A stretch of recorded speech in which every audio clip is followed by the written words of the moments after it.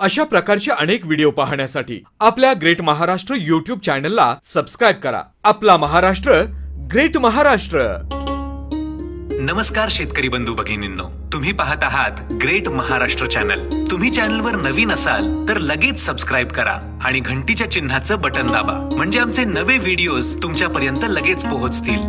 दूध एक असा पदार्थ ज्याला मानवी आहारात अत्यंत महत्व आहे। खरं तर सर्वच सस्तन प्राण्यांच्या आयुष्यात दूध हा महत्वाचा घटक आहे। शरीराच्या उत्तम वाढीसाठी जन्माला आल्यापासून दूध हे पोषक द्रव्य सर्वांच्या शरीरासाठी उपयुक्त ठरतं। पण मानवी आहारात दूध हे दोन प्रकारच्या भूमिका निभावतं। एक म्हणजे गाई म्हशीचं दूध हे पोषण तत्व म्हणून माणसांच्या शरीराला वाढीस मदत करतं, आणि दुसरं म्हणजे हे दूध आता कित्येक घरांच्या रोजी रोटीचा आधार बनलंय। तर कित्येकांच्या घरात ह्या दुधामुळे लक्ष्मी नांदू लागलीये। व्यवसाय करण्याचा विचार बरेच जण करत असतात। मग गावात किराण्याचं दुकान टाकू किंवा फ्लोअर मिल टाकू, नाहीतर एखादा ट्रॅक्टर लावू मालाची ने-आण करायला, असे अनेक उद्योग सुचतात। दुधाचाही उद्योग सुचतो, नाही असं नाही, पण त्या सुचण्याच्या पुढे जायचा निर्णय फार कमी लोक घेतात। गाई म्हशी आपल्याला सांभाळता येतील का? त्यांचं संगोपन कसं करायचं? त्यांच्या पोषणाचं काय? चारा किती लागेल? आपल्याकडून दूध विकलं जाईल का?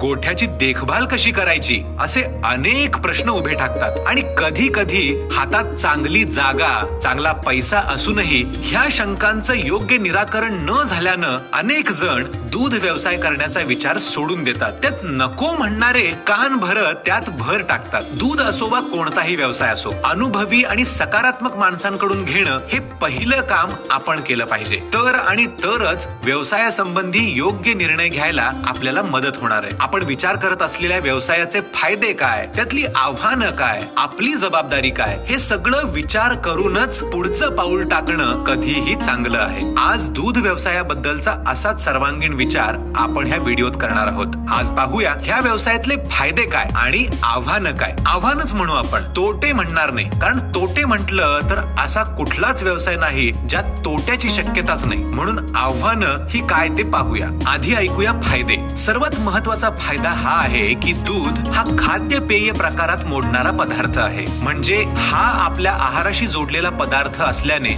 दुधाची मागणी कमी झाली असं काही होत नाही। भाव कमी जास्त होतील पण मागणीच नाहीये अशी वेळ कधी येत नाही। दूध हा रोजच्या जगण्यातला भाग असल्यानं त्याची खरेदी विक्री हा रोजचाच भाग आहे। त्यामुळे ह्याला सीझन नुसार भाव नसतो तर कायमचा भाव असतो। त्यामुळे मागणी नसण्याची भीती ही या व्यवसायाला नाहीये। शेतीतला टाकाऊ माल हे दूध व्यवसायाचं चालू भांडवल बनतं। हा शेती असणाऱ्यांसाठीचा फायदाच म्हणायचा। म्हणजे तुमचं शेत असेल तर त्यात लावलेली पिकं, म्हणजे उदाहरणार्थ गहू, मका, हरभरा इत्यादी, जेव्हा तुम्ही काढणी करून विकायला नेता तेव्हा मागे उरलेली पेंड ह्या गाई म्हशींचा चारा बनते। म्हणजे गाई म्हशी रात्री खाल्लेल्या पेंडचे सकाळीच दुधात रूपांतर करून टाकाऊ मालाला तुमच्या नफ्यात रूपांतरित करतात। हाच चारा तुम्ही विकत घ्यायला जाल तर तुम्हाला वेगळाच खर्च अंगावर पडेल। स्वतःची शेत जमीन असेल तर मग चाऱ्याचा प्रश्नच मिटतो आणि उत्पादनातही वाढ होते। जरी खाल्लेल्या सगळ्याच चाऱ्याचे दुधात रूपांतर नाही झाले तरी होऊन काय होणार आहे? शेणच तर होणार आहे। शेणखत शेतीसाठी सोन्यासारखंच तर आहे, हे तर तुम्हाला माहितच आहे। म्हणजे मागे उरलेला शेतातला कचरा खाऊन पुन्हा त्याच शेतासाठी तुम्हाला शेणखत उपलब्ध होते। असा फायदा करून देणारी मशीन विज्ञान इतकं पुढे जाऊनही माणसाला कधी बनवता आली नाहीये, पण निसर्गानं गाई म्हशींच्या रूपात तुम्हाला ही सोय उपलब्ध करून दिली।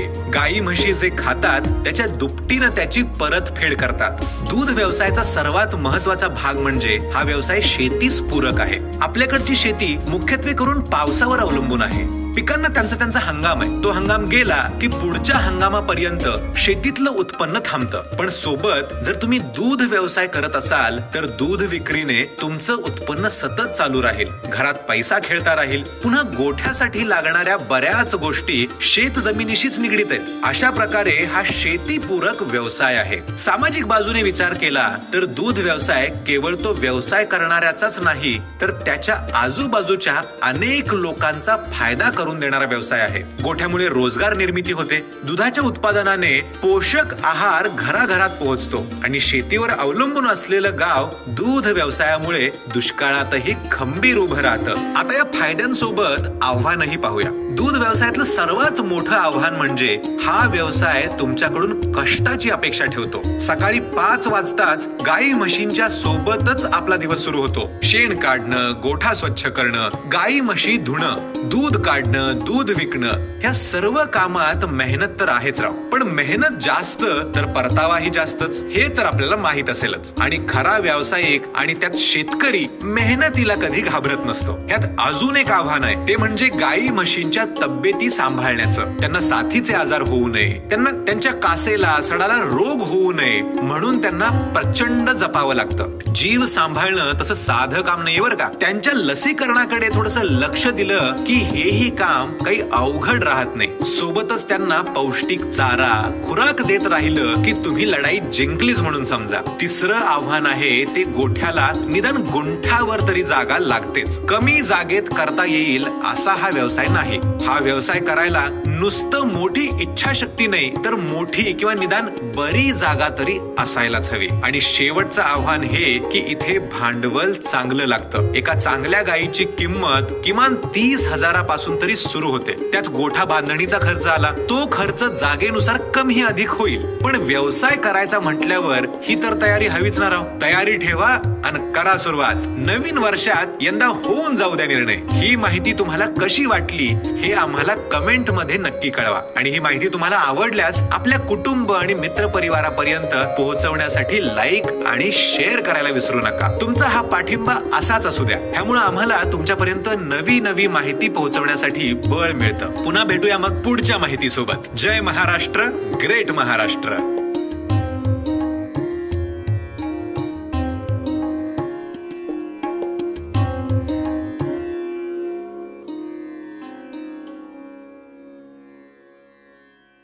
अशा प्रकारचे अनेक व्हिडिओ पाहण्यासाठी आपल्या ग्रेट महाराष्ट्र YouTube चॅनलला सबस्क्राईब करा. आपला महाराष्ट्र, ग्रेट महाराष्ट्र.